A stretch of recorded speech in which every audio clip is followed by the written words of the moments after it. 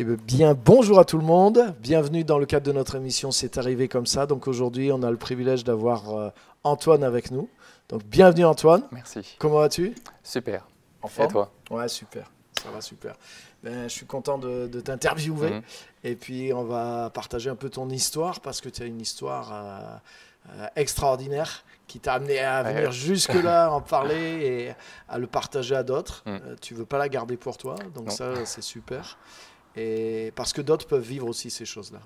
Donc, raconte-nous un petit peu qu'est-ce qui t'est arrivé et comment tu es arrivé Mhm. à la foi et à toutes ces choses-là. Bien, j'ai 22 ans. Ouais, J'ai découvert, j'ai pris conscience de l'existence de Jésus il y a un an.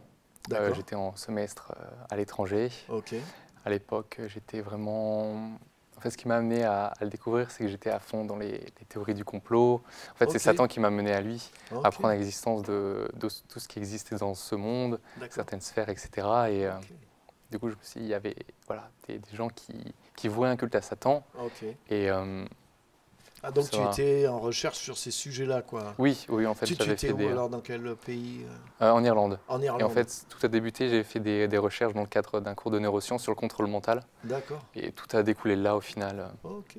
Donc tu t'es intéressé l'occultisme, Oui, aussi, toutes ces j'étais dans choses-là. à l'époque, j'étais dans le New Age. Je suis Ok, dans l'ésotérisme en fait depuis l'adolescence au départ.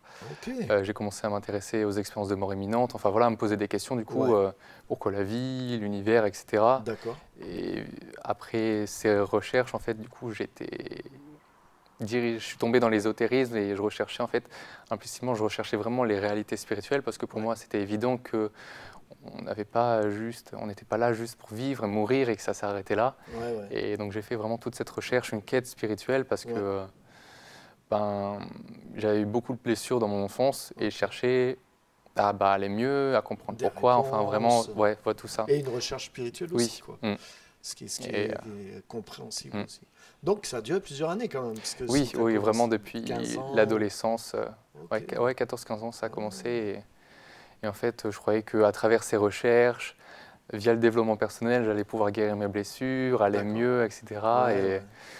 bon, au final, c'était pas vraiment le cas, parce que je croyais aller mieux, mais pour autant, à cet même âge-là, il y a eu les cigarettes au départ, à la fin du collège, puis après, D'accord. le cannabis. Ok. Et après, on a vite fait de s'engouffrer là-dedans, Ouais, et ce qui, du coup, n'aide pas du tout, parce que au un- contraire. oui, au contraire, c'est un piège, parce que du coup, je cherchais à aller mieux, mais au final, je me détruisais via la drogue, via mes pensées aussi.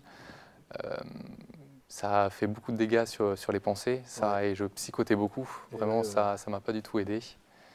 Et Ouais, ça rajoute plus la confusion oui, mentale. c'est ça. Donc au lieu d'avoir les Mm. solutions, tu t'es pas rangé dans ton état Non, non, non, psychologique ou vraiment, j'étais spirituel. concerné plutôt Donc sur... jusqu'à 21 ans. C'est ça, en gros? oui, ouais, c'est ça. Ah ouais, ok. Et Et comment tu es sorti de cette phase alors? eh bien, Comment tu as trouvé la mm, sortie du tunnel?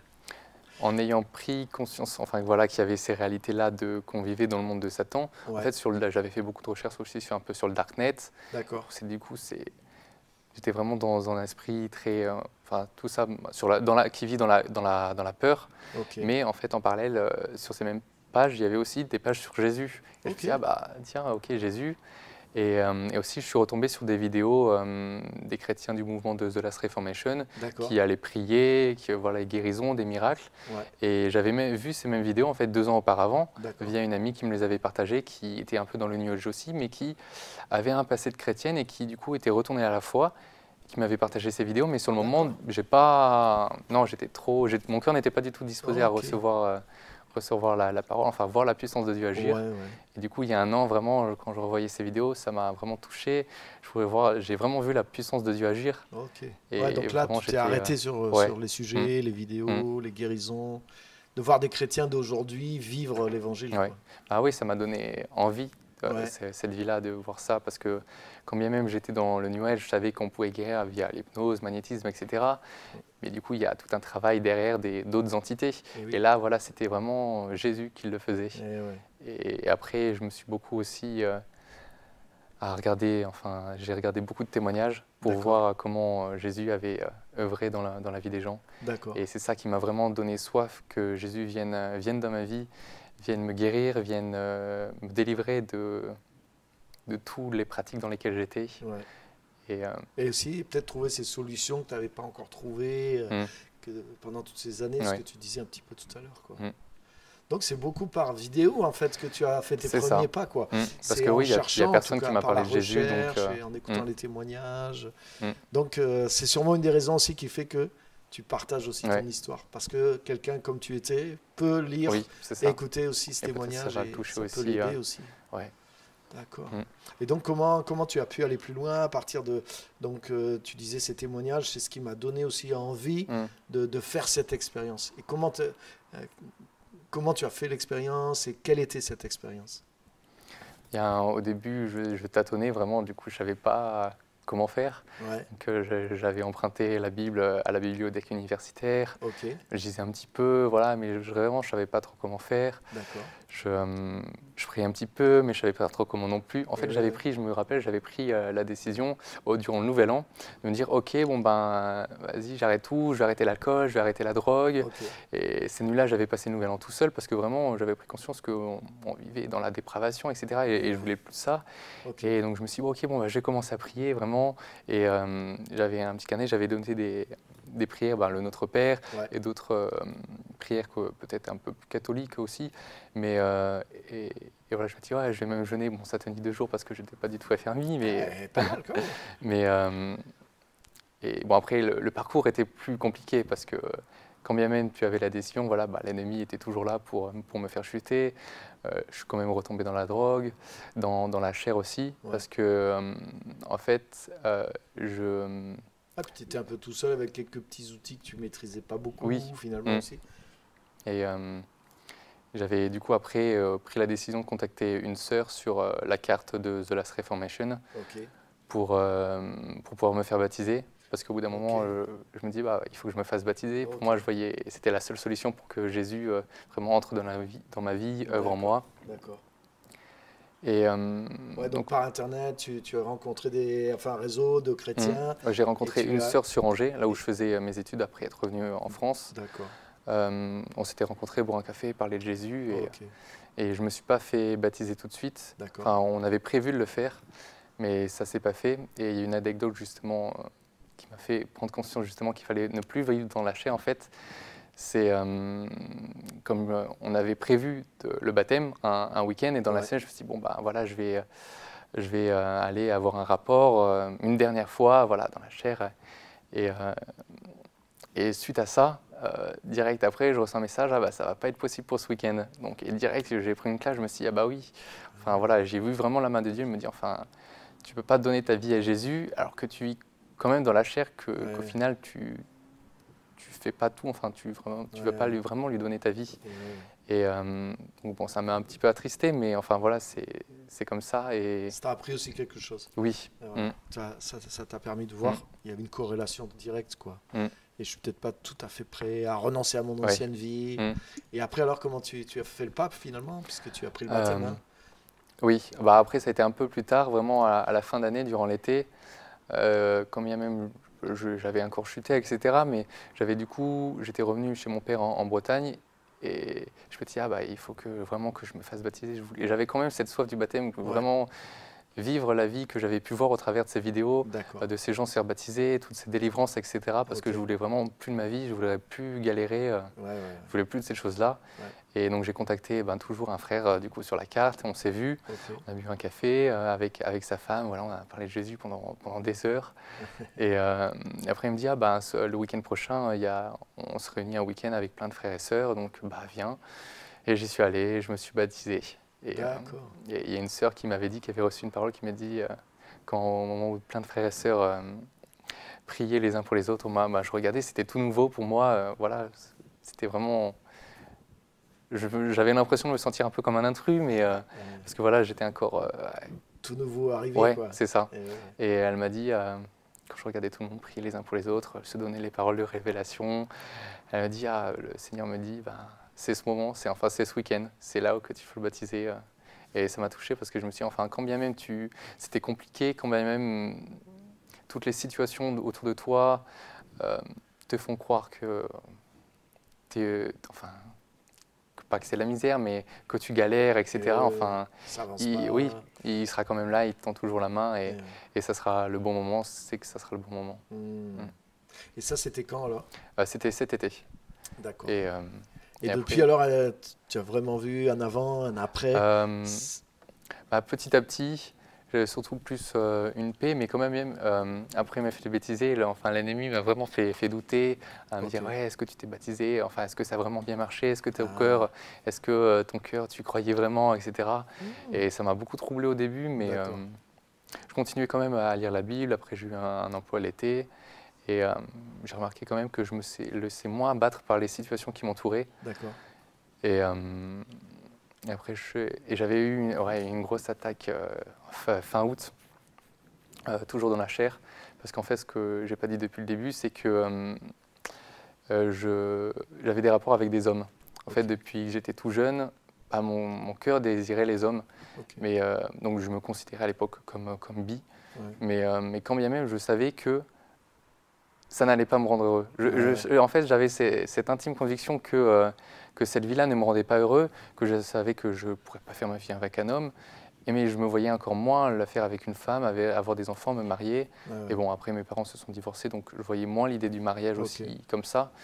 Et du coup, ça a été aussi un gros travail que Jésus a pu faire dans mon cœur, de pouvoir abandonner cette vie-là et de pouvoir juste tout lâcher pour Jésus. Et quand bien même tout ce que j'ai pu faire, combien de fois j'ai pu souiller mon corps enfin que ce soit dans les rapports sexuels ou bien via la drogue, l'alcool, etc.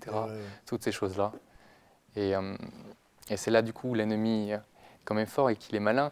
C'est que du coup fin août, sans rien que je fasse, j'étais parti aller faire du kayak avec mon père et ma sœur et il y a eu un homme et direct j'ai eu des oppressions, enfin je l'ai désiré et c'était vraiment intense, j'avais vraiment jamais ressenti ça parce que vraiment je pensais qu'à ça toute la journée et dans les jours qui ont suivi et vraiment et du coup durant cette période qui a duré peut-être une semaine, j'avais entre guillemets boudé Dieu parce que je me sentais mal en fait de penser vraiment qu'à la chair, à ça. Je priais plus le soir. Je pensais vraiment, je me faisais des scénarios d'actes charnels, etc. Enfin vraiment toutes ces choses-là. Et c'était vraiment dur parce que j'avais vraiment le sentiment d'un côté de pas renier Dieu, mais en fait de plus prier, de plus lire sa parole, comme si justement je savais très bien qu'il me regardait, mais le fait de me dire ah bon moi je lui parle plus, comme ça je continue ma vie comme ça, enfin comment dire, je peux continuer à avoir ces pensées là et c'était vraiment compliqué. Je suis retombé dans la masturbation que le Seigneur m'avait libéré un an auparavant, avant même, je me suis rendu compte après avoir connaissance de Christ que le Seigneur avait déjà commencé à travailler ça dans ma vie, que me laisser la pornographie, la masturbation, que ça faisait déjà plus partie de ma vie en fait. Et du coup j'étais retombé dans ça. J'ai même failli avoir un acte charnel, mais Dieu m'en a empêché, et puis j'ai pu me repentir avant, Dieu merci. Suite à un film, vraiment ça a été... C'était un film chrétien sur le pardon, I Can Only Imagine. Et du coup, c'était pour moi le moyen justement de dire pardon au Seigneur et de reconnaître que j'ai besoin de lui, que j'ai vraiment besoin de lui, qu'il faut que je me centre sur lui. Et voilà, j'ai vraiment reconnu que j'avais vraiment besoin de lui, qu'il fallait que je m'accroche à lui et non vraiment dans la chair. Et suite à cela, le Seigneur m'a donné la force pour faire un jeûne de 9 jours. Et j'étais vraiment content. Et depuis, tu sens que tu as passé un cap par rapport à ces tentations, toutes ces luttes. Donc tu es dans une paix, une victoire. La paix, beaucoup plus présente dans ma vie. C'est vraiment le changement, je pense, le plus prenant, vraiment. La paix, plus me focaliser sur mes pensées. Enfin, ça a demandé quand même du travail. Beaucoup de frères et sœurs aussi priaient pour moi, parce qu'en octobre, on avait réitéré du coup un week-end entre frères et sœurs. Et là, j'ai senti que j'ai été aussi réattaqué dans mes pensées vis-à-vis à des angoisses sociales suite à des blessures, etc. Mais et qu'il fallait vraiment me détacher de mes propres pensées, qui sont les miennes, des pensées d'hommes qui vont vouloir t'affliger, voilà, tout ça. Okay. Et maintenant, ouais, c'est vraiment la paix, et quand bien même à l'église ici, maintenant que je suis là, partager des moments avec des frères et sœurs dans la louange, l'adoration, ou ressentir la présence de Dieu, c'est vraiment quelque chose vraiment énorme, meilleur que toutes les drogues. Vrai. Et à quel point la prière est aussi puissante de par ce qu'on peut voir au quotidien quand on prie, après les répercussions que ça a derrière dans sa vie. Ouais. Et vraiment pouvoir renoncer à soi aussi, vraiment renoncer à sa chair, renoncer à toutes ses pensées et donner notre vie à Jésus. Ouais. Donc c'est ce que tu voulais vraiment faire à un moment, te donner entièrement, et là ouais. tu es là. Parce que j'ai vu à quel point Jésus a transformé la vie des gens, ouais. et moi, avec tout mon passé, tout ce que j'avais vécu, toutes les choses dans lesquelles j'étais pris, j'ai vu justement ce trésor de me dire, je veux ça, je veux plus de ma vie, je veux vraiment Jésus. Cette vie nouvelle. Et maintenant, c'est la paix, la joie. Ouais. Et je veux toujours plus de lui, vraiment apprendre à le connaître, à passer plus de temps dans sa présence, qui transforme vraiment mon cœur, m'abandonner toutes les onces de colère qui pourraient rester, enfin vraiment toutes nos choses charnelles. C'est super. Merci beaucoup pour l'honnêteté aussi, d'avoir partagé tes luttes aussi avec autant de liberté, de franchise. Et juste pour terminer, qu'est-ce que tu pourrais dire à quelqu'un qui est dans l'étape où tu étais il y a quelques mois, qui est dans ses luttes entre la chair, l'esprit, qui veut avancer avec Dieu, mais qui est un peu prisonnier, le diable le culpabilise. Comment tu as réussi à sortir, à franchir le cap, et quels conseils tu donnerais à cette personne qui est encore dans cette lutte et qui écoute aujourd'hui? Vraiment de se concentrer uniquement sur Jésus. Okay. Je sais que ça peut paraître peut-être difficile, mais vraiment de reconnaître aussi qu'on est faible, reconnaître qu'on est faible et qu'on ne peut pas tout par nos forces et qu'on a besoin de lui. Et que si vraiment on prie, je pense, avec sincérité, il sera là parce qu'il veut le meilleur pour nous. C'est vrai. Et le chemin qu'il nous offre, c'est ce qu'il a tracé pour nous, et c'est vraiment le meilleur chemin qu'on puisse emprunter. Et tandis que si on raisonne dans nos pensées, dans notre chair, vis-à-vis de tous les combats qu'on mène, on a vite fait de s'égarer. Donc il faut vraiment demander à Jésus de se manifester, de rester dans sa présence, et qu'on fasse l'effort de lui tendre la main, de vraiment renoncer à tout ça. Ce qui ne nous rejette pas, même quand on est dans ces combats, dans cette faiblesse. Ah oui, c'est ça que ça a été. C'était dur au début que moi j'accepte de me dire, pourquoi moi j'étais comme ça vis-à-vis de l'identité que je croyais avoir, que Dieu m'aime quand même, peu importe ce que j'ai pu faire dans ma vie, Dieu nous aime, et il nous veut. Il veut t'aider à franchir le cap. Merci beaucoup. Il n'y a pas de quoi. Super, merci pour ton témoignage, et je sais que ça va aider beaucoup de personnes.